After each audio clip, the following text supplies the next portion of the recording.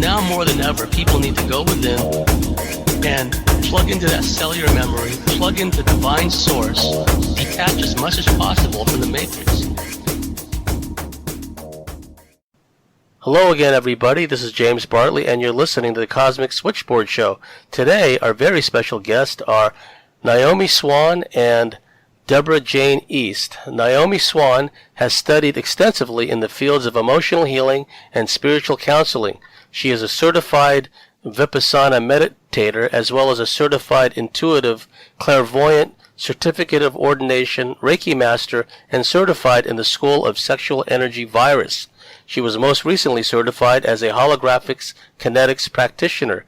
Naome Swan enhances, transmits, and oscillates energy while seeing through the multidimensional realities within your own universe. She assists with past time loops, inner insight, after-death communication, sensitivities, inner child healing, soul retrieval, pre-birth emotional healing, vibrational energy scans, and support with infertility issues, and is highly skilled with twin flame relationship challenges. Naome Swan's very fine website is embodyenergeticecstasy.com.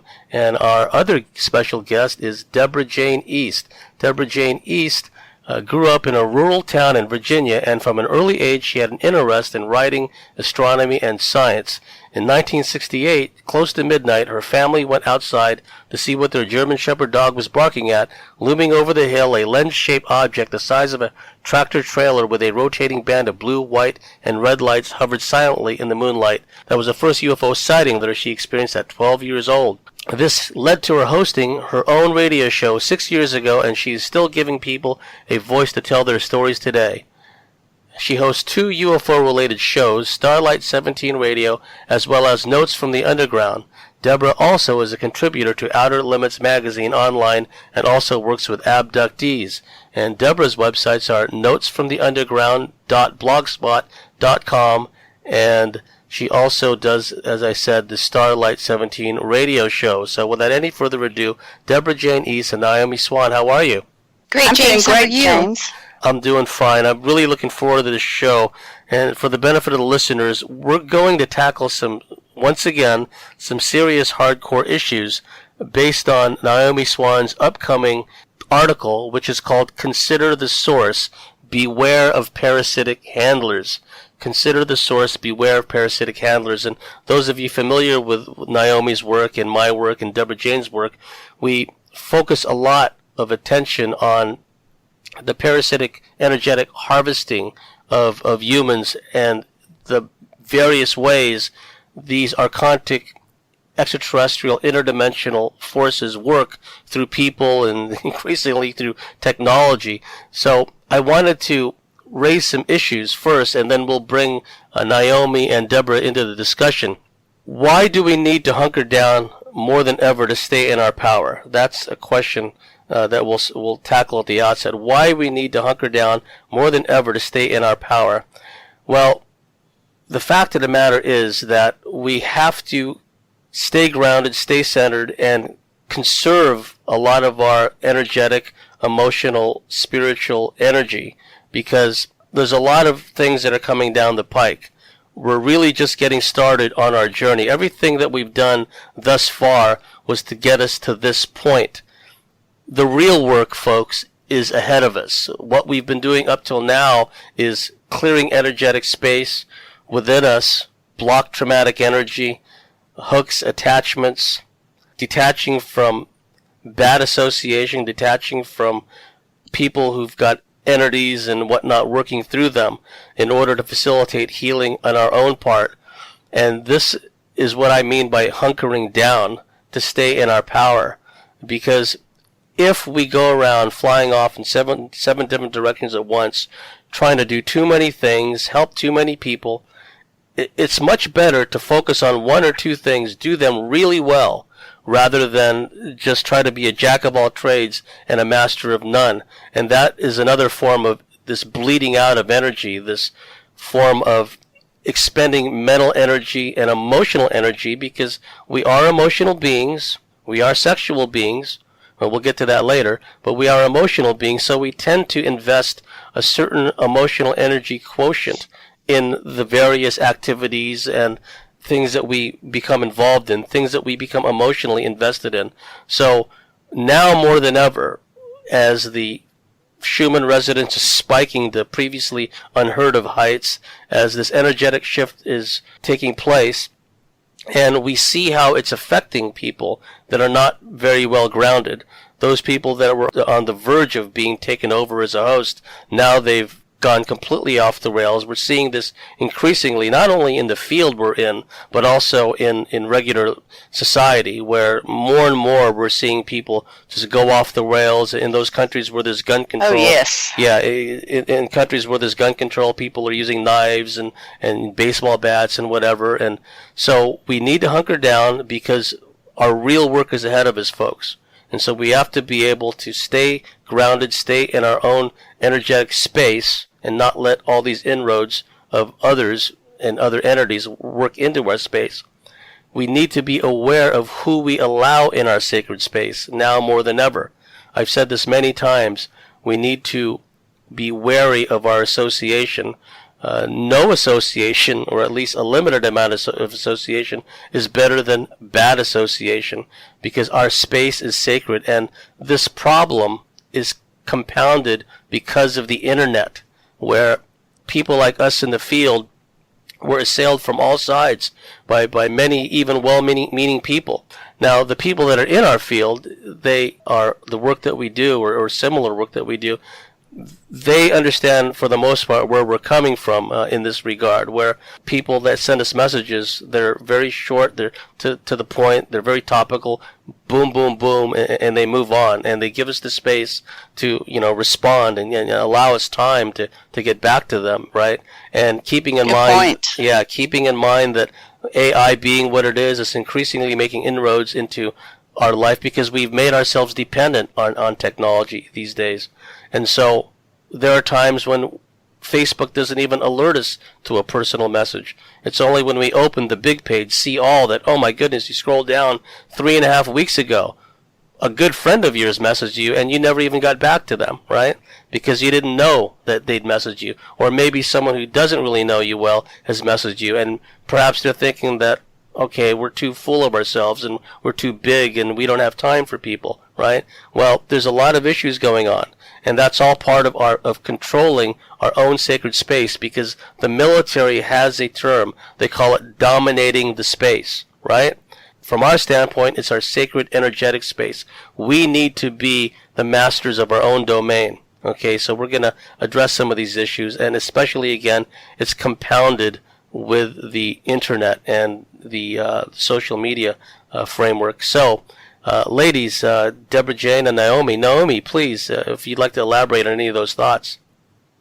I like what you said, James, and I think that it's important as we go through and we're getting busier and the time's collapsing and there's not the time that we have and the compassion and the understanding just to move through the energy as we go through these different timelines.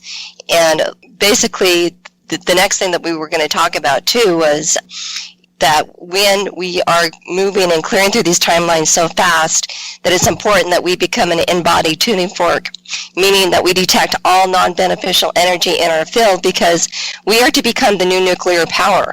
And the only way that we can do that is when we're in our sacred space. And by being our sacred space, we have to see, understand, and know what's out there. And as we both know, there's different people, there's different practitioners, and there's different workshops, and we've talked about this before, and we're bringing it to light now as far as, people being handled.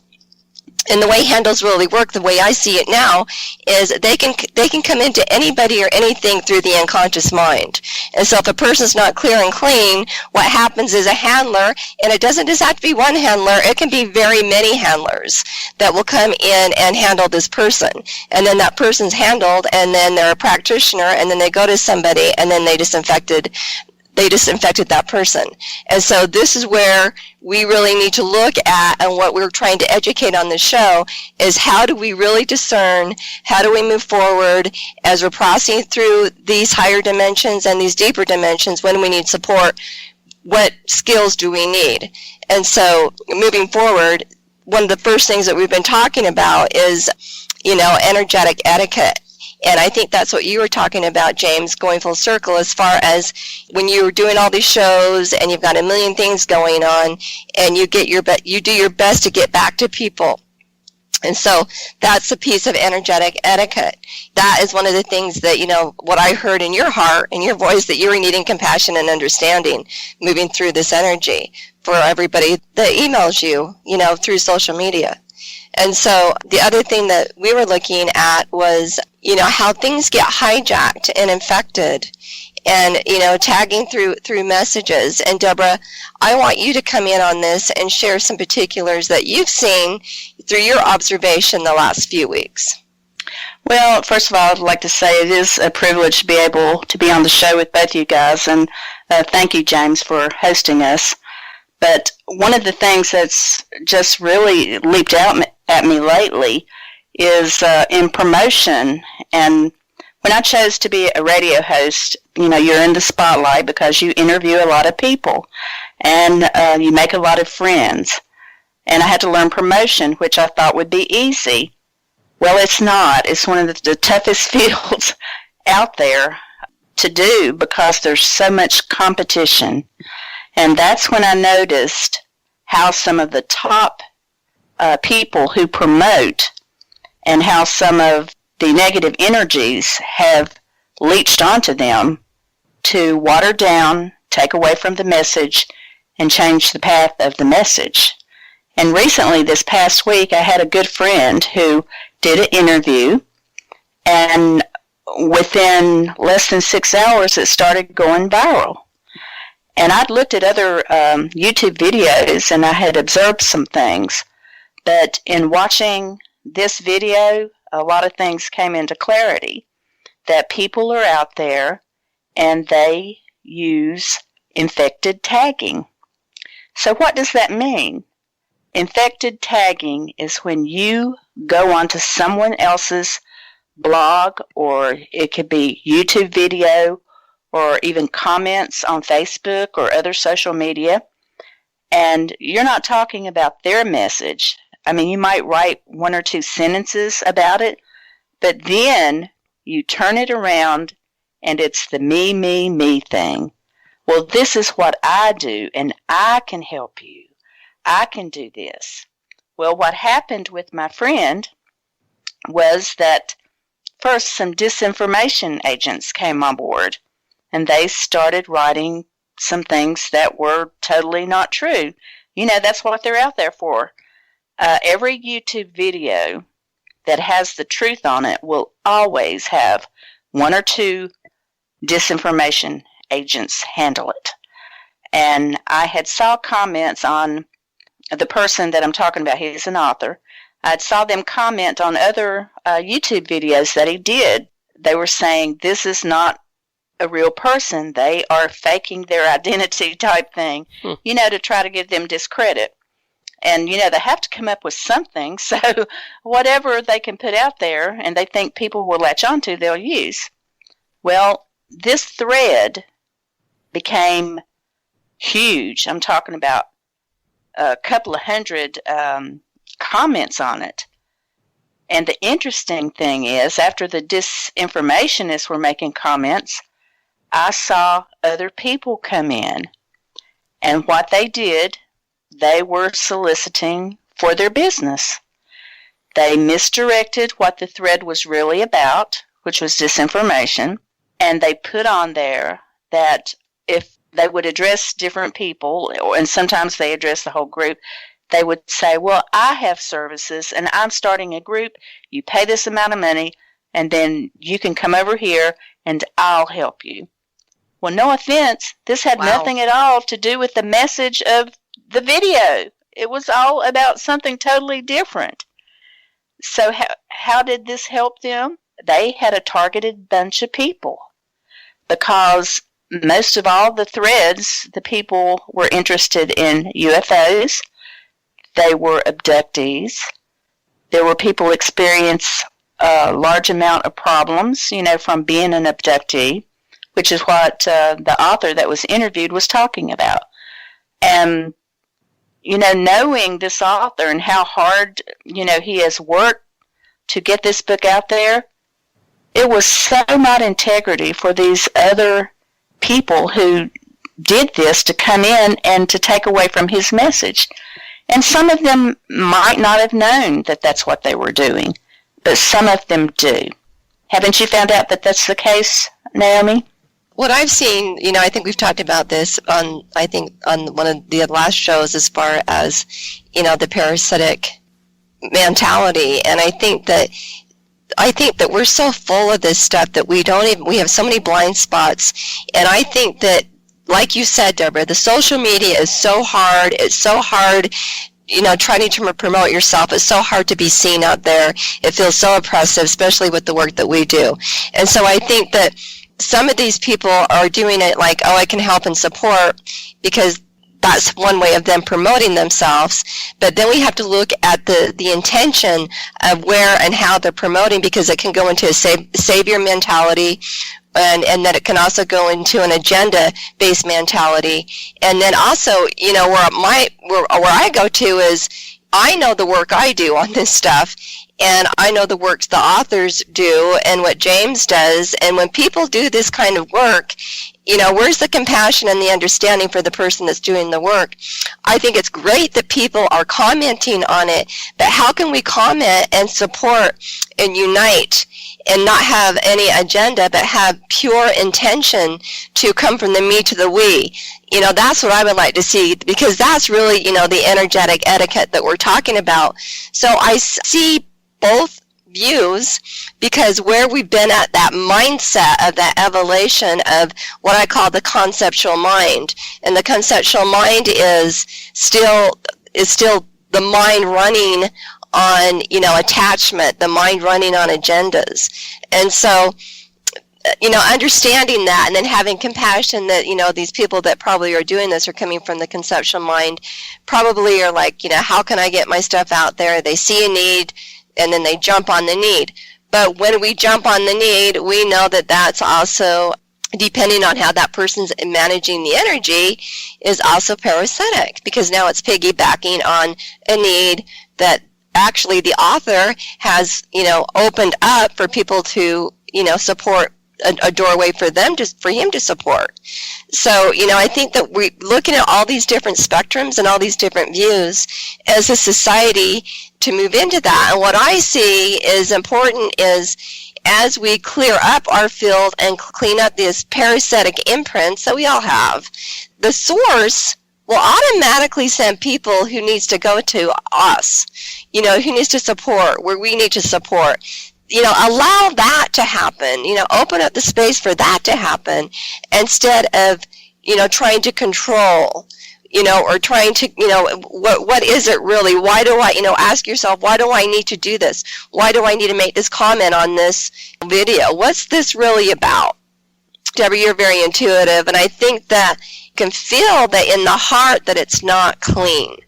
Yes. And I think that this is what it's about, is cleaning up our messages, cleaning up how we manage our energy, so that we're all seen, we're all supported, and our messages will get out one way or the other. I agree, and I might just add that we have to remember the way that these entities and people that are coming in and hijacking, the reason they do it and how they do it is they do it in numbers. They yes. work as a collective. And I noticed after like I said, the disinformationists came in, then the others started swarming. It was like, oh, I can go in for the kill now, and they were coming in and they were trying to take a shortcut. But you know what? How unfair was that to people who work so hard to get their message out there, and they have no idea the years it takes sometimes authors to get work out and the dangers they face. I mean, they're doing stuff where they could literally be taken out because they're putting out correct information. And I'll have to say, this is why the UFO community has never had success with disclosure. I mean, not only do we have the government breathing down our necks, but everybody that's connected, we have taken each other down over and over again. And we can't get the message out there. So that's how they're winning, by doing this. So if we want to get a clear, intact message, we have to learn this integrity. And Naome, I just think that I can feel this right now resonating with me. This is the pathway. This is our pathway to not only help others, not to have so much chaos in their lives, but to be able to be fulfilled. Because just like James, I can tell, the cosmic switchboard, he loves this stuff. He's so good at it. He's such a good interviewer. This is what he needs to do. And I feel the same way about myself. I love getting these messages out. But when all this interference comes in, not only does it give us a big headache because, James and I both talk about technology all the time. We were just talking before the show, something that happened, and we realized that it was AI, artificial intelligence, coming in because no human could do these things.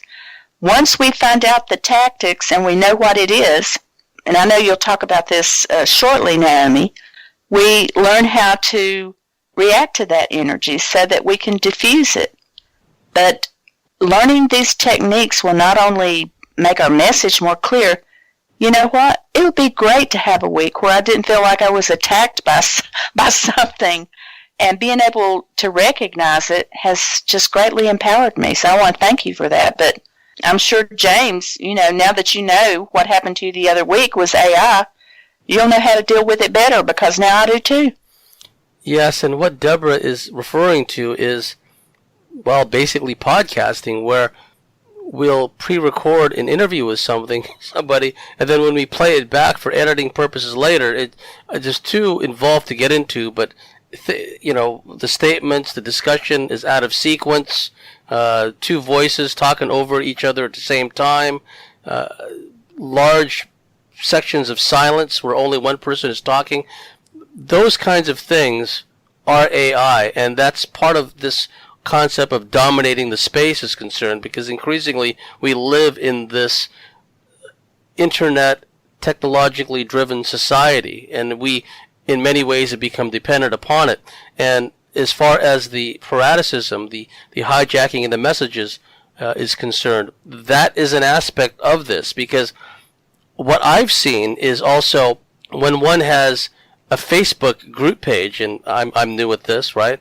As far as having one's own Facebook group page for the Cosmic Switchboard, there were some people who wanted to be members simply to promote their own services, to promote their own books, to promote their own readings. Oh, yes. It didn't have anything to do with, and I know for a fact one of them doesn't even believe in reptilians, because he's had a go at David Icke before, right? This guy's a well-known reader, claims to be descended from Nostradamus, yada, yada, yada, right? And so here's a guy who has attacked David Icke for speaking out about reptilians, and he wants to come onto my Facebook group, and as a matter of fact, the Facebook group is like a day or two old, and here he was already shamelessly putting up basically ads on the Facebook group for his services. This is completely without integrity.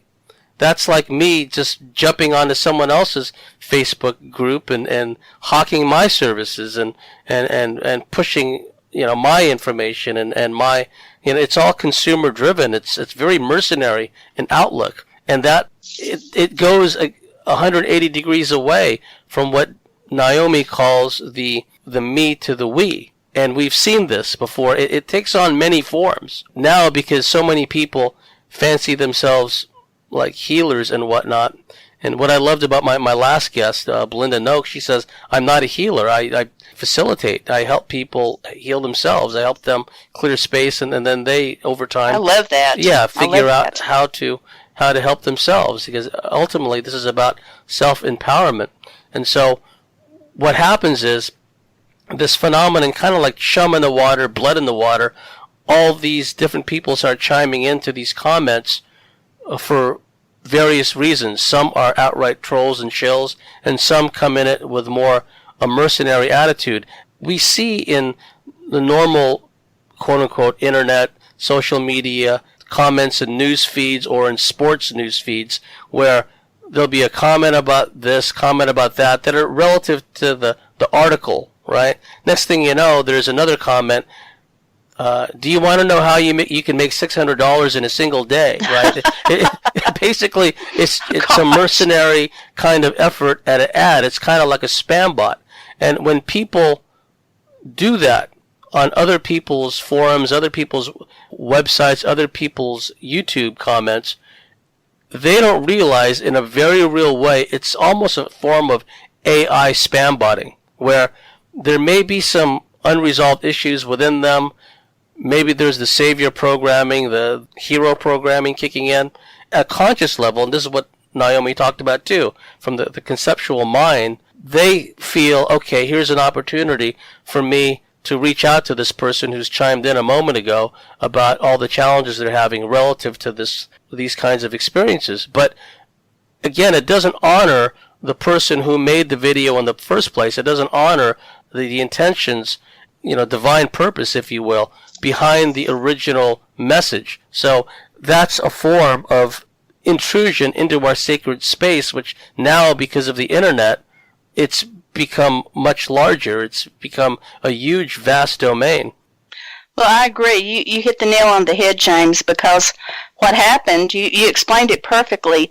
When these people come in, they initially say a few sentences to identify with the topic, and then they misdirect it. Yes. Just like when your browser has been hijacked. You might think you're going to Firefox, but all of a sudden, if you've been hijacked, you're going to Galware or some other hijacker because they're trying to get your agenda.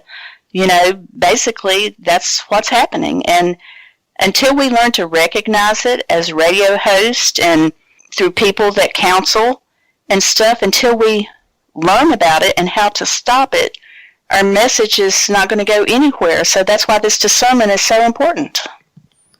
Yes, it is. Naome, did you want to comment on that?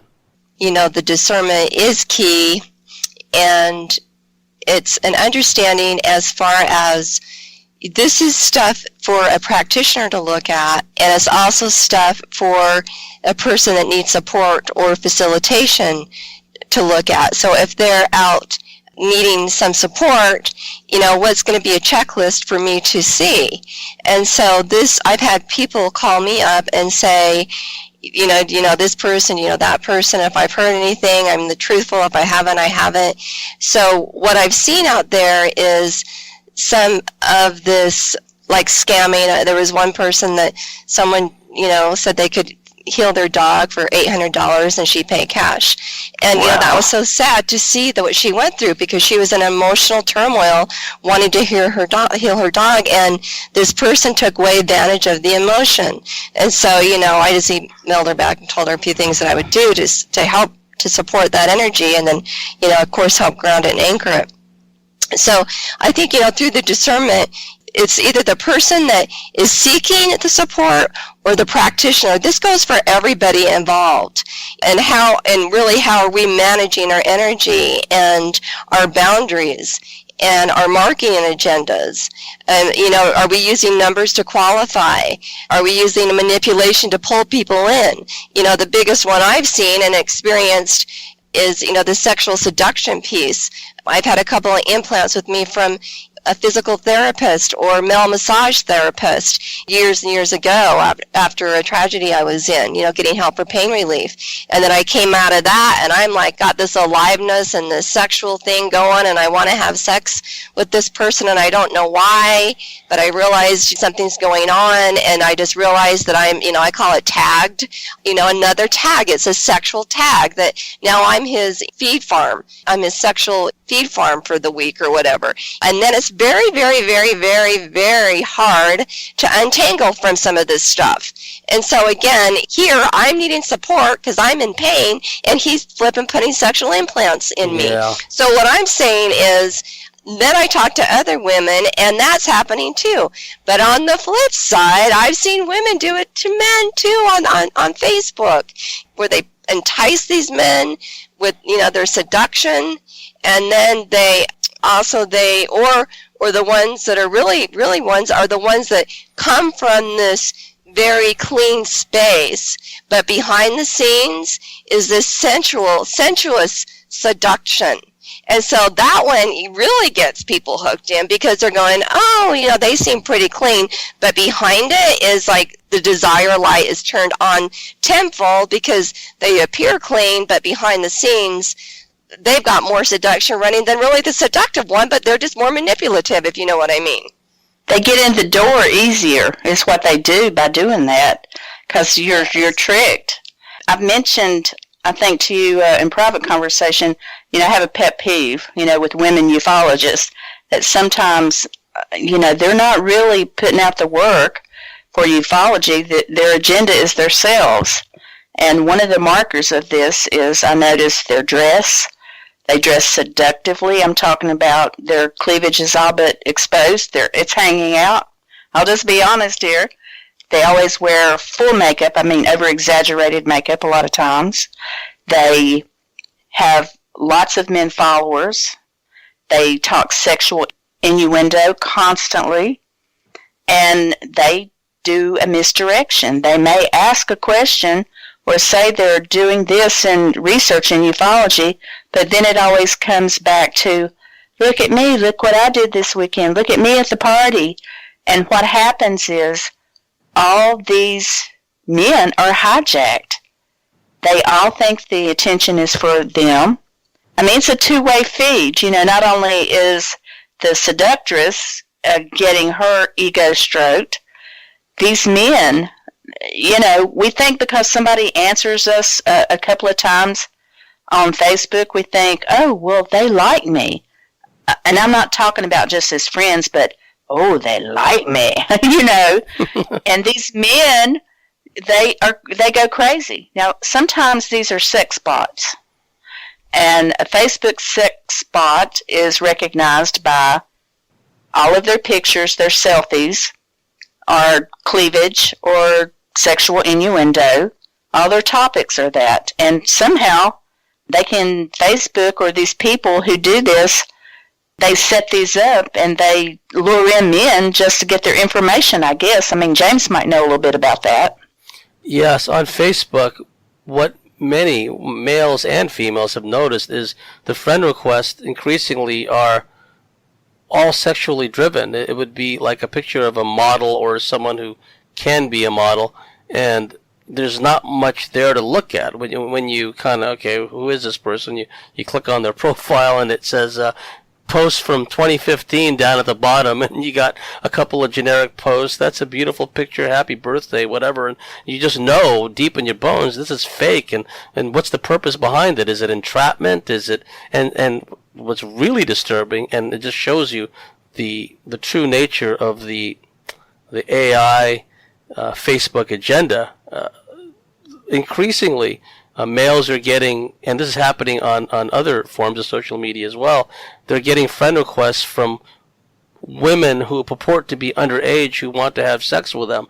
So yes, I saw that. Yeah, so they're encouraging people that are perhaps prone to pedophilia or something along those lines to get in contact with them. So it's a minefield out there, and a lot of times well-meaning people who, you know, may be interested in, you know, the kind of services we provide, the kind of skill set that we bring to the table, their message, their friend requests are getting lost in the shuffle because maybe, unfortunately for them, that, you know, they're using a younger picture of themselves or whatever, and they look kind of pretty, and then, you know, like my knee-jerk reaction or some other male researcher knee-jerk example is, oh, this is another one of those sex spam bots. And it's not. It's just a person who's really reaching out. But because we get so many of these things, it's like, you know, it's confusing. It's confusing, and you have to take the time to go through these things. And you made a very good point about the sexual aspect of it too, because we are in our own little bubbles. Sometimes it's easy to forget that, quote unquote, we're public figures, because you know, even talking publicly, I can talk publicly because I've done public speaking and taking public speaking classes. It's normal for me, and I don't think about it from that standpoint. I don't worry about speaking out in public, but I forget also that I'm out there, so to speak, and I forget that I have a quote unquote public persona. And so whatever kind of impression or perception people have of me is uniquely their own, right?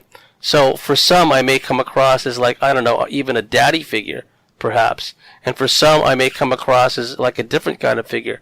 And to me, I'm just me with all my hang-ups I'm working through, and all the self-healing and all the challenges and whatnot. And we forget that there's this public image of us out there. And so that's something that we have to deal with too. It is sometimes people contact us that are almost starstruck, which is kind of odd, you know. I understand the dynamic, you know what I mean? Because I was starstruck, you know, with Barbara Bartley. Like I was starstruck with Dr. Carla Turner. I was intimidated by Candy because she had such a strong personality. So I've had to remember to, when people contact me, and again, this comes down to controlling our own sacred space or energetic space, I had to really, and it cycles back to the outset of our discussion, really be grounded, really hold space, because I don't want to come across to that person as some kind of high and mighty, up on a pedestal type of individual, right? I'm staying in my power, but at the same time, I'm letting these people know that I'm just like them. I've gone through my challenges. I'm a work in progress. I'm still doing what I can to improve myself and to help those that I can help, right? And so sometimes what happens that I see is that people in the field, they kind of become a caricature of themselves insofar as they lose that grounding. They forget to stay in their own power. They dissipate their energy in all these different directions because they start playing a role instead of being themselves. They start being this character, which ultimately becomes a caricature. And it's easy for people to fall into that pattern because there's ego activation, there's manipulation, people contacting them that bring perhaps in some cases attachments or certain types of energy which has a reactive effect on certain individuals in the field. And so it's a minefield all the way around. So this is for those of you that are considering becoming more active in the field, and we welcome all of you. We don't see you as competition. Well, we see you as if you're really coming from a place of organic connection to source and coming from a heart-centered space, it's the more the merrier, because then we have the power of duplicated effort. Then we have the power of numbers working on our side. And when we're coming from a heart-centered space, we can make a difference out of all proportion to our overall numbers. Just one person who's worked on themselves can have positive impact on many other people if they're coming from it. And you can expect to have your challenges, and you can expect to have some kind of interference at some level. So again, the importance of needing to hunker down, stay in our power, and be wary of who we allow into our sacred space. Because again, with the internet, with the tagging we talked about, with the mercenary kind of mindset that a lot of people have and are not even consciously aware of, the misdirection of the message that we're putting out. So it is something that we have to be aware of. Ladies, did you want to comment on that or move on to other parts of the topics today? I think I'm feeling pretty complete with this right now. I think that, the energetic etiquette piece on, social media is, I think we've touched on a lot of bases. How do you feel, Debra? Do you feel complete? I do, because the message, for each of us in our field is about what we're doing. And, I'm talking about, I work for awareness in social media about lies and agenda that come from all different kinds of sources against ufology and the denial of extraterrestrial contact. It's not about what I wore for lunch or how what my shade of lipstick is. That's not my agenda. Everybody knows that I'm not like that. We need to be able to give our true message, and James, you really hit that on the head. That was great, and I'm sure there's a lot of other radio hosts out there are going to say, "Oh wow, this is so true," because both James and I, being radio hosts, we were able to help each other earlier because we realized not to get so frustrated over our recording platform that it's AI. We will figure out something else, and so that makes me feel a lot better. I mean, many times we confer on things and I just feel better. So we've got to stick together, with other people that work with integrity. It'll make the world a difference. And I think that that is the key. And I think that as we share our experiences and our understanding of these different scenarios, then that will help the next person down. And that's always my intention in my own experiences, is to, where did I invest at and where did my investment go sour?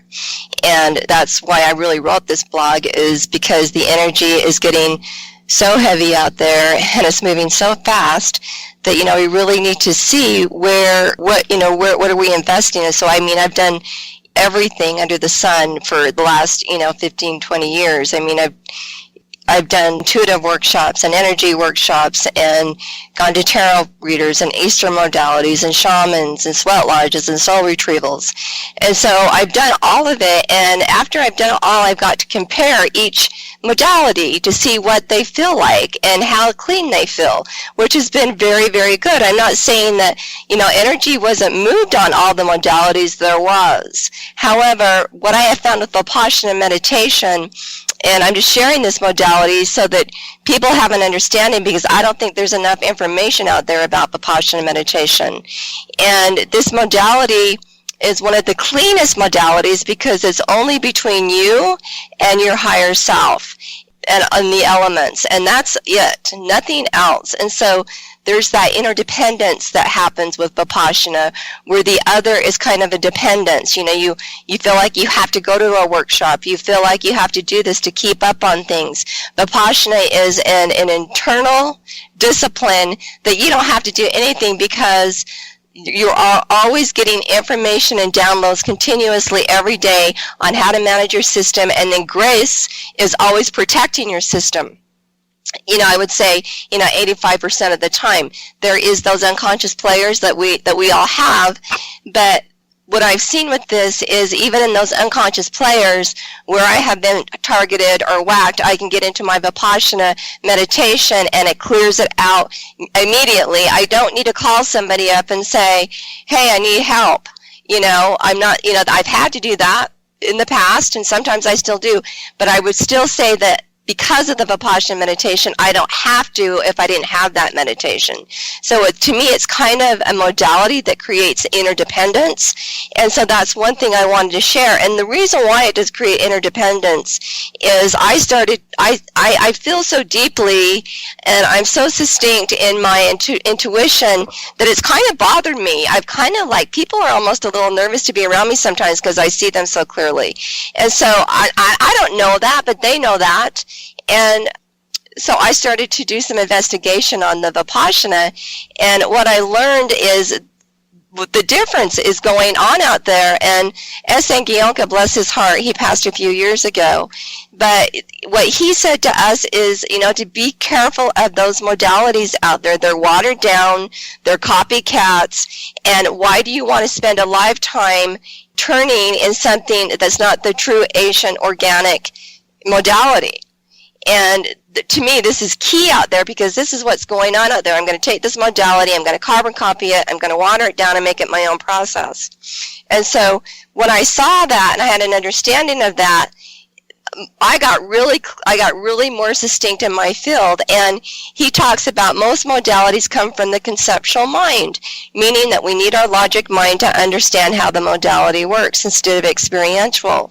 And when we come from the experiential mind, we go through these 4 different minds when you start becoming an avid Vipassana meditator.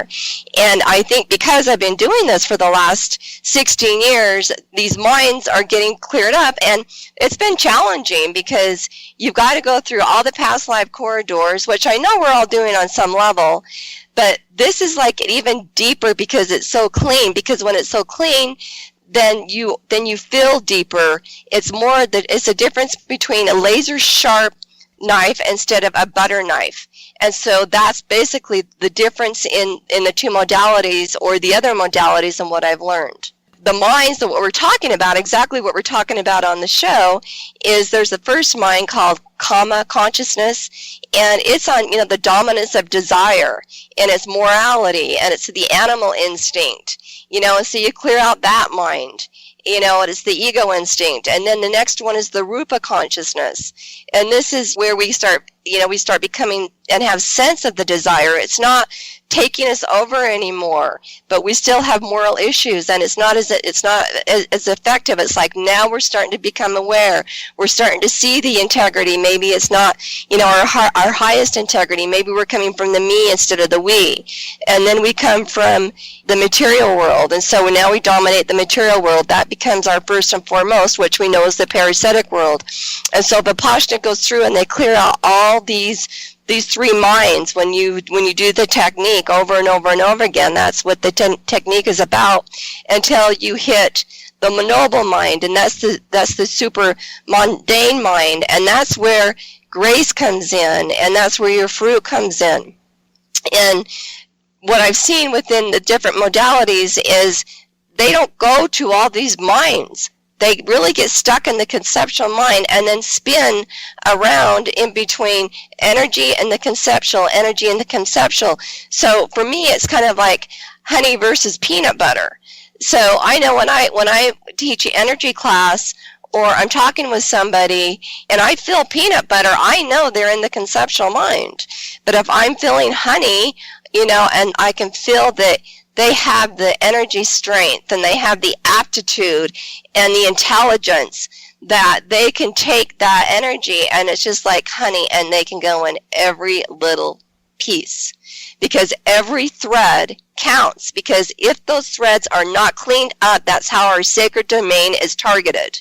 And so that's just what I've learned with Vipassana. So I kind of wanted to bring that in the forefront and talk about that a little bit with you guys and your energy modalities, with what you have learned moving through this. And Deborah, I think you've made a comment to me once regarding my energy, and you said something I can't remember, because you feel you're pretty intuitive, and James, you have too.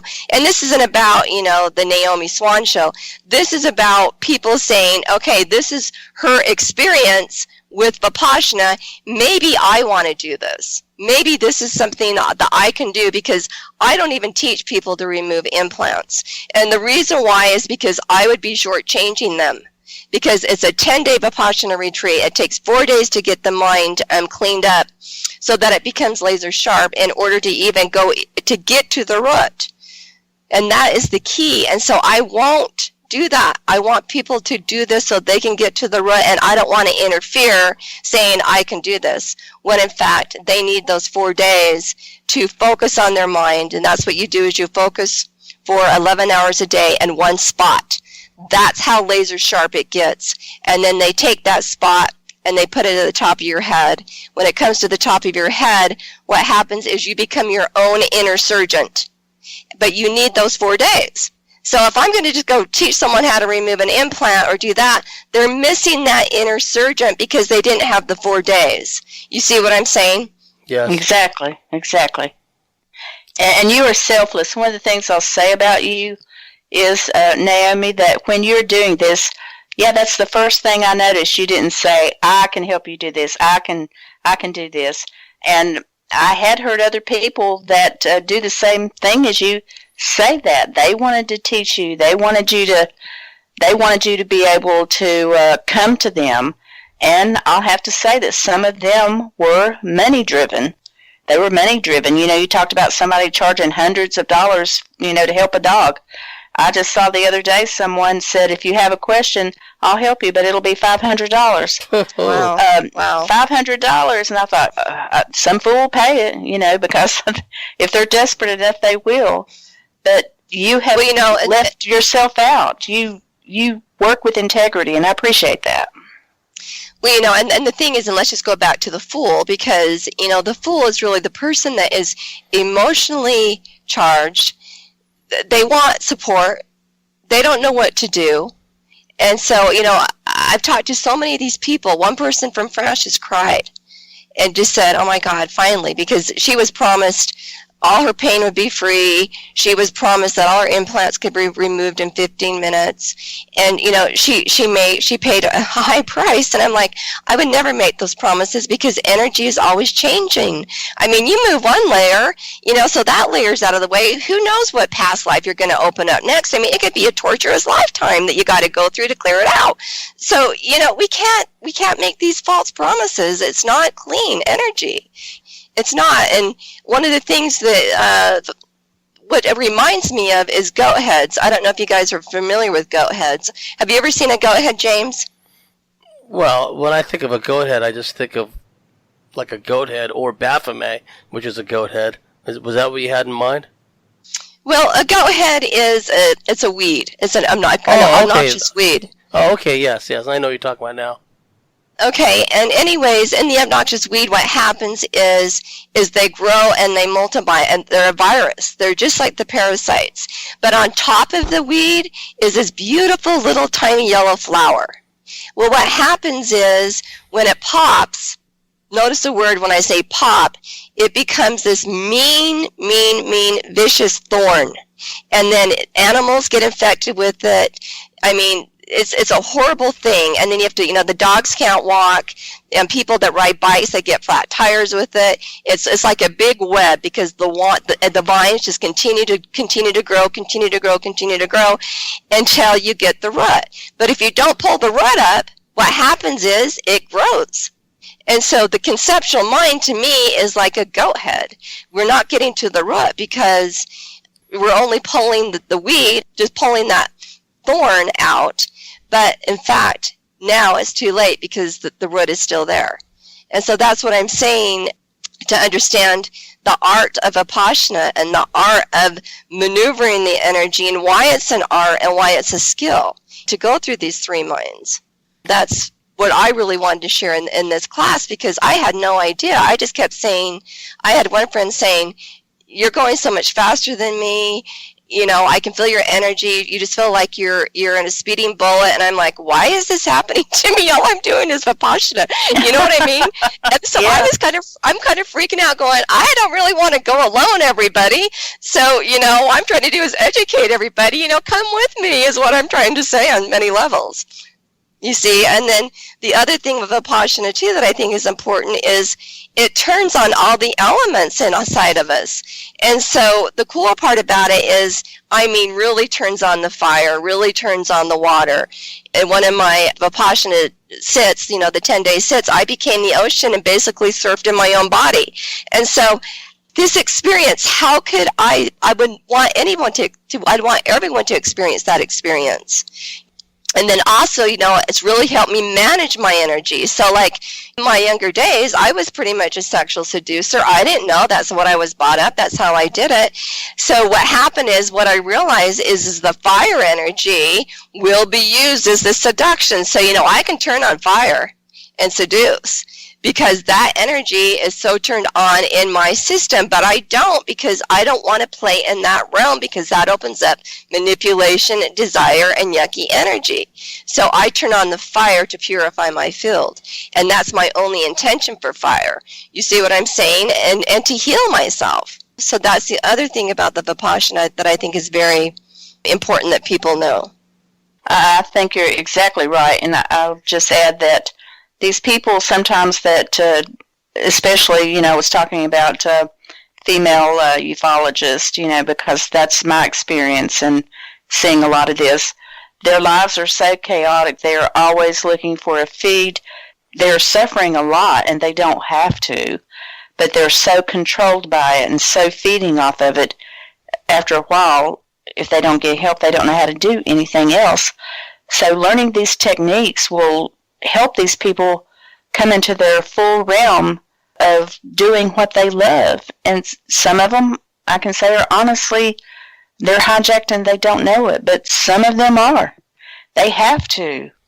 Total strangers can go look at the way they're projecting themselves, and they go there not because they want to get information about the topic, but because they're predators too. They're looking for sexual energy. So clearing up these things is a positive thing. And, it doesn't mean you're a horrible person. if you feel like, well, hey, maybe I have been guilty of that. It means you're human. And one thing you say over and over again, Naome, we all have these capabilities and to be hijacked. And, none of us are perfect. But it's when we let it go on and we consider that a way of life that we're doing a lot of harm. Right, because we're accumulating the energy in the field. Yes. We just add to it and add to it and add to it, and then that's our karma. And I think James made the session the other day, our carnage becomes our karma. That was very powerful because that's exactly what happens. And, doing Vipassana, I've seen the drac inside of me. I've seen the parasites inside of me. I've seen spiders inside of me. I've seen the machine inside of me. This stuff just isn't on the outside and, okay, I'm being targeted by this stuff. It can only be targeted if it's inside of us. And so that's like going through these four minds. What happens is we start clearing we're in such a divine high source energy, and that laser sharp energy can go through and start clearing out all of these mechanisms, the energy that's not really ours, because that has been part of the DNA agenda, and we know that story all too well. But this is a technique that really goes deep inside of it and clears it out.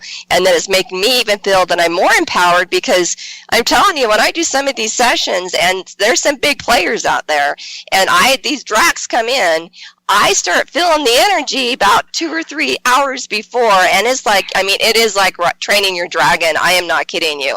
But I know that energy because I've had to train my own dragon. You see what I'm saying? So that's kind of how that experience works, and it's the experiential of understanding it, and the empath. And then the other thing too is what we can only purify and clean the field as pure as we're at. So the experiences that we've overcome, the inner integrity of what we're putting in our body, how we treat people, all of this deepened integrity and how we value ourselves is another way where a practitioner is going to open up the field and see, so that you can see yourself more clearly, because their blind spots aren't in the way. You see what I'm saying? Yes. So that is the other piece. So the more pure we are as an individual, the more the support comes in to facilitate the energy, where it automatically clears the field for facilitation. And I can attest to Naomi's skills. Last week we got into a discussion about when we replace, or when some people replace a religion, quote unquote, be it Orthodox religion, harsh patriarchal, fear help religion programming, etc., they merely switch to another form of religion. Self-medication, alcoholism, video games, sports, whatever the case may be. I mean viewing sports, not so much active participation in sports. And for many years, I was basically a baseball junkie, as I pointed out. That was my particular drug of choice, right? And nowadays, I'm still a baseball fan, but I don't let it consume me like it did before. I kind of have a casual interest into it, and when my favorite team loses, I have a philosophical outlook about it. And where the twain met was A, my former addiction where baseball became a religion, and B, our discussion earlier in the segment, in that particular segment, about the religious programming. And Naome picked it up right away after we signed off and finished the recording. She asked me to stay on a little while so she could talk to me about it, because she sensed, to use like a Star Wars term, a disturbance in the Force, right? She felt that I had some kind of lingering issue about the baseball. And what she didn't realize is, several years ago now, my favorite baseball team took on a manager who literally never managed beyond Little League. I kid you not, literally never managed beyond Little League. And this person, this manager, is a religious fundamentalist, right? So that's where the twain met, the baseball and the religious fundamentalism and the harsh, patriarchal, God-fearing kind of outlook. Because the person manages, on the one hand, like a Little League team. Everyone gets to play. Everyone just needs to try hard. Results don't really matter, right? And also, he puts people in positions, and he allows people to play who really are not very good, but only because they try really hard or they profess their belief in Christianity, he allows them to play and the team suffers for it. And so it's interesting how Naome picked right up on that, because the subject of baseball came up, but in my mind, I've still got this hang up about this manager who's a Christian fundamentalist and who makes decisions based on his own religiosity rather than purely baseball, right? And so after Naome and I talked afterwards, that kind of helped clear up my field a bit. And I knew I had this challenge in this particular issue in what was supposed to be, by now, only a casual kind of interest in baseball, but I still follow the standings and all that kind of thing, but I'm not consumed by it. But it was interesting because the overlay of religiosity played a role in the former baseball addiction, and it was still manifesting itself energetically, which Naome picked up. Another point I want to make before we end this first half, it's been a fascinating first half, and I'd like both of you, I'd like both of you to more fully expand upon some of the issues that were raised in this first segment, because I've seen it from both perspectives. On the one hand, you see a practitioner, whatever they may call themselves, right, who has not fully healed, who's not created that energetic space within them to allow grace to take hold, a wonderful phrase or something like it that Naome uses.